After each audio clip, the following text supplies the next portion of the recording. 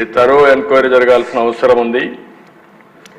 ఎందుకంటే ఎంత జరిగింది ఫ్రాడ్ అనేది కూడా మనం ఇంకొంచెం తరోగా పోతే తప్ప ఇది సాధ్యం కాదు. ఈఎన్ఏ దగ్గర నుంచి ఆల్కహాల్ సప్లై చేయని దగ్గర నుంచి డిస్టిలరీ దగ్గర నుంచి ఎంత వచ్చింది, ఎంత ఆఫ్లో పోయింది, ఇవన్నీ కూడా తరోగా చేయాల్సిన అవసరం ఉంది.